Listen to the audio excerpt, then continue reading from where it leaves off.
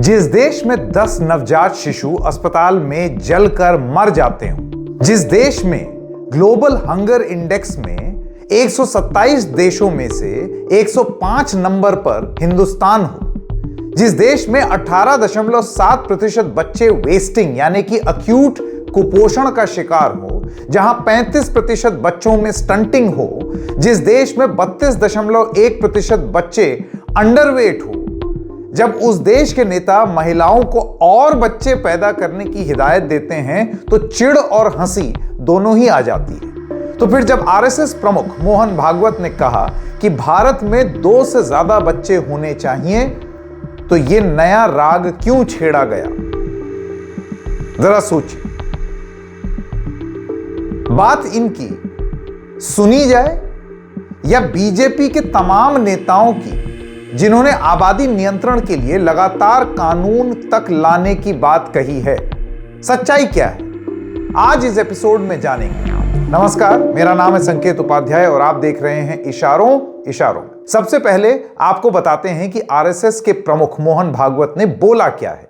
उनका बयान मराठी में था, तो उसके हिंदी में अनुवाद यहां पर हमने प्रस्तुत किए हैं आपके लिए। मुख्य अखबारों में भी यही अर्थ प्रकाशित हुआ है। यदि शब्दों के चयन में कुछ गड़बड़ी हो तो उसके लिए एडवांस में माफी। मोहन भागवत क्या कहते हैं, आइए आपको वो बताएं।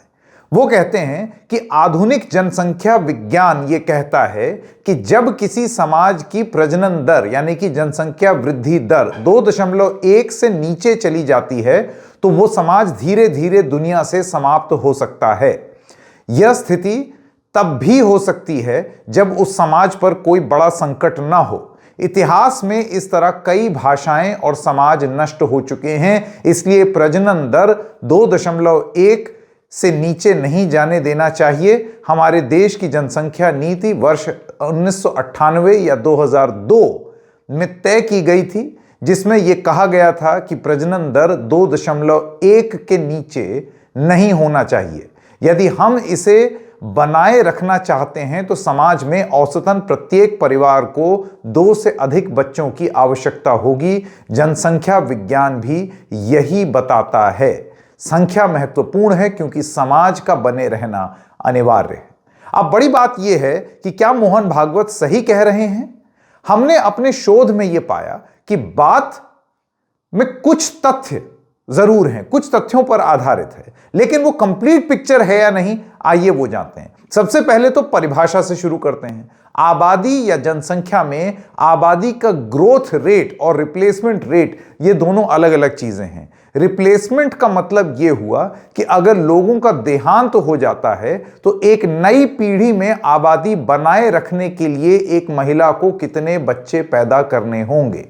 यूएनएफपीए की एक रिपोर्ट के मुताबिक यह दर 2.1 होना चाहिए, यानी कि हर महिला अगर 2 बच्चे पैदा करे तो रिप्लेसमेंट फर्टिलिटी दर बनी रहेगी। इस रिपोर्ट के हिसाब से हिंदुस्तान में यह दर अभी 2 है।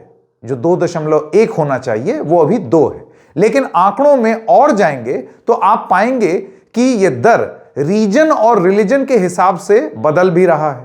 द इंडिया फोरम में आबादी पर छपे इस शोध, जो नेशनल फैमिली हेल्थ सर्वे यानी कि NHFS इसको कोट कर रहा है, इसके हिसाब से बिहार में रिप्लेसमेंट रेट ज्यादा है। 2021 की इस रिपोर्ट में हिंदुओं में 2.88 और मुसलमानों में 3.63 है।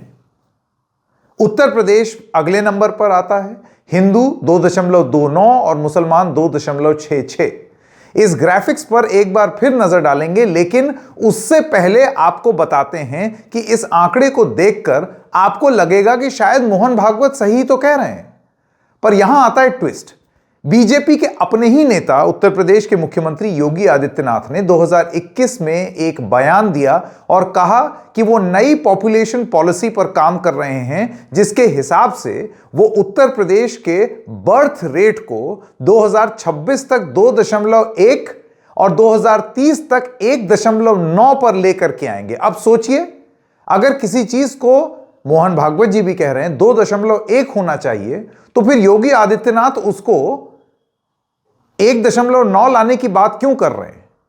जब आबादी नियंत्रण की बात आती है तो अक्सर हमने यह भी देखा है कि हिंदू मुसलमान भी हो जाता है। यह बताया जाता है कि हिंदुओं की आबादी उतनी तेजी से नहीं बढ़ रही और मुसलमान बढ़ते चले जा रहे हैं। पॉपुलेशन कंट्रोल की पूरी डिबेट इसी चीज पर होती आई है हिंदुस्तान में राजनीतिक रूप से। अभी आपको जो आंकड़े दिखाए उसके हिसाब से भी ऐसे ही लगेगा कि हां, मुसलमान तो तेजी से आगे बढ़ रहे हैं। पीईडब्ल्यू रिसर्च सेंटर के इस ग्राफ को देखिए। सन 1950 से 2011 तक के सर्वे में लगातार मुसलमानों की आबादी का ग्रोथ ज्यादा बताया गया है। डेटा भारत के सेंसस से लिया गया है, ताजा सेंसस अभी होना है, तो ये आंकड़े 2011 तक के ही हैं, लेकिन यह आधी तस्वीर ही है। सबसे पहली बात, पॉपुलेशन ग्रोथ कैलकुलेट होता है आपकी आबादी के अनुपात पर, यानी कि आप कितने हैं उसके हिसाब से आप कितना ग्रो कर रहे हैं वो। मिसाल के तौर पर अगर मेरे पास 100 रुपए हैं और मेरे बैंक में उस पर 10% ब्याज मिलता है तो मेरे पास 110 रुपए आ जाएंगे। अब अगर मेरे पास हैं ही 20 रुपए और मेरा बैंक ये बोल दे चलो मैं तुम्हें 20% ब्याज दे देता हूं, तो भी मेरे पास 24 ही रुपए होंगे। 100 रुपए पर 110 हो गया और 20% ब्याज पाने पर भी वो 24 ही रुपए हुआ। दूसरी बात, पीईडब्ल्यू रिसर्च सेंटर की इस चार्ट के मुताबिक 2050 तक भारत की आबादी कुछ इस तरह दिखेगी। मुसलमान करीब 31 करोड़ होंगे, हिंदू 130 करोड़ होंगे और क्रिश्चियंस 3.7 करोड़। इसमें एक जरूरी बात और है, साल दर साल रिप्लेसमेंट रेट, यानी कि पॉपुलेशन की जो रेट है कि वो किस तरीके से आबादी रिप्लेस हो रही है, जो कि वो 2.1% की बात हो रही थी, जितना मुसलमानों में तेजी से गिर रही है उस रफ्तार से हिंदुओं की रेट वो नहीं गिर रही है। दोनों जगह गिर रही है, लेकिन मुसलमानों में ज्यादा तेजी से नीचे आई है। मिसाल के तौर पर 1992 में मुसलमानों में फर्टिलिटी रेट इस चार्ट में जैसे कि आप देख सकते हैं 4.4 था और हिंदुओं में 3.3। 2019 आते आते मुसलमानों में 2.4 और हिंदुओं में 2 हो गया। इससे यह साबित होता है कि फर्टिलिटी रेट कम होने की स्पीड मुसलमानों में ज्यादा है। यही ट्रेंड चलता रहा तो मुसलमानों में भी फर्टिलिटी रेट जो है वो नेशनल एवरेज या हिंदुओं के बराबर आ जाएगा। तो मतलब साफ है, फर्टिलिटी रेट की बहस को हिंदू और मुसलमान के चश्मे से देखना तो एकदम ही छोड़ देना चाहिए। लेकिन जहां एक तरफ रिलीजन हिंदू और मुस्लिम, उसके हिसाब से पॉपुलेशन प्रॉब्लम पर बात होती है, वहीं साउथ में रीजन से पॉपुलेशन की बात शुरू हो गई। इसकी शुरुआत चंद्रबाबू नायडू ने की जब उन्होंने कहा कि वो ऐसे लोक लुभावनी स्कीम लाएंगे जो लोग आंध्र प्रदेश में ज्यादा बच्चे पैदा करें। तमिलनाडु के मुख्यमंत्री एमके स्टालिन तो 4 हाथ और आगे चल गए। उन्होंने तो कहा कि महिलाओं को 16 बच्चे पैदा करने चाहिए। दरअसल साउथ के नेता ज्यादा बच्चा पैदा करने की बात इसलिए कर रहे हैं क्योंकि यूपी और बिहार के मुकाबले वहां फर्टिलिटी रेट में बहुत अंतर है। द इंडिया फोरम की नेशनल फैमिली हेल्थ सर्वे के आंकड़े के बारे में एक बार फिर से उस पर नजर डालते हैं जो आपने पहले देखा था। तमिलनाडु और केरल में नॉर्थ के मुकाबले यह दर 2.1 से काफी नीचे है। लेकिन इससे जुड़ी हुई बात यह भी है कि क्या यूपी और बिहार के लोग इस देश के लोग नहीं हैं? अगर साउथ इंडिया के प्रदेश में अलग अलग जो प्रदेश हैं उनको यह लगता है कि उनका काम कौन करेगा, वहां आबादी घट जाएगी, तो क्या नॉर्थ से आकर के लोग साउथ में काम नहीं कर सकते हैं जिस तरीके से साउथ से लोग नॉर्थ में आते हैं? ये एक ही तो देश है। फिर वही मामला आंकड़ों के हिसाब से फैक्चुअल लग रहा है, लेकिन जो तर्क दिया जा रहा है नेताओं द्वारा वो राजनीतिक है। आइए अब आपको एक ऑल इंडिया पॉपुलेशन प्रोजेक्शन भी दिखाएं। आबादी का जो प्रोजेक्शन मैप है उसके माध्यम से अगर आप देखें तो हमारे देश में दरअसल अगर इसी रेट पे चलता रहता है तो 2070 तक आबादी ग्रो करना बंद हो जाएगी। उसके बाद फिर डिसेलरेशन शुरू होगा, आबादी जो है हमारी वो घटने लगेगी। तब तक हम जितना बढ़ चुके हैं उसके पीक पर होंगे। यह कोई ऐसी अनोखी चीज नहीं है जो पहली बार पता चल रही है, हर किसी को मालूम। और हां, आखिरी बात, ये सारी बातें इस देश के नेता, वो भी सारे मर्द, इस देश की महिलाओं को बता रहे हैं। किस हैसियत से देश की महिलाओं को ये मर्द नेता बता रहे हैं कि उन्हें कितने बच्चे पैदा करने चाहिए?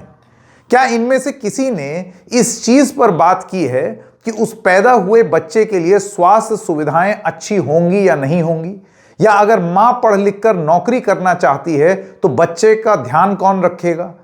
शहर में तो क्रेच हैं, गांव देहात का क्या, कौन संभालेगा। या फिर नेताओं को यह लगता है कि महिलाओं का काम सिर्फ घर बैठकर बच्चे पैदा करना है, ताकि आपका ये जो प्रजनन दर की बहस है वो पूरी होती रहे। क्या हमारे पास यूनिवर्सल हेल्थ केयर का वो मॉडल है जिससे हम विश्व विख्यात हो जाए, या फ्री बेसिक शिक्षा का एक ऐसा मॉडल जिससे पढ़कर इस देश में आने वाले बच्चे कुछ बड़ा हासिल कर पाएं। ये बच्चे हिंदुस्तान में जन्म लेकर किस संस्कृति को आगे बढ़ा रहे हैं या बढ़ाएंगे, जिसकी बात यहां पर नेता या आरएसएस प्रमुख करते हुए दिख रहे हैं। क्या करेंगे, उनके लिए रोजगार कहां है, या हम उनका परिचय भी एक हिंदू मुस्लिम डिबेट से कराएंगे, या फिर मोहन भागवत की ही पुरानी बात पर ध्यान आकर्षित करेंगे कि हमको कोशिश करनी है कि हम हर मस्जिद के नीचे एक शिवलिंग ना ढूंढें। कहीं ऐसा तो नहीं है कि ये बढ़ी हुई दर लेकर के हम वापस इन बच्चों को भी उसी बहस में झोंक दें। सिर्फ कह देना कि बच्चे पैदा करो, उससे बात नहीं बनेगी। बात नीति बनाने की है और एक ऐसा माहौल बनाने की है कि महिला मजबूरी में नहीं, या देश के परिवार मजबूरी में नहीं, अपने शौक से इस दुनिया में एक नई जान लाएं और राजी खुशी अपने मां और बाप होने का कर्तव्य और दायित्व निभाएं। जब तक ये नहीं होता तो महिलाएं ये जान लें, परिवार ये जान ले, जो नेता शिक्षा और नीति की बात नहीं कर रहा है वो सिर्फ राजनीति कर रहा है। ये प्रस्तुति आपको कैसी लगी हमें जरूर बताइएगा। फिलहाल इशारों में इतना ही, फिर मिलेंगे किसी और मुद्दे के साथ। तब तक के लिए धन्यवाद।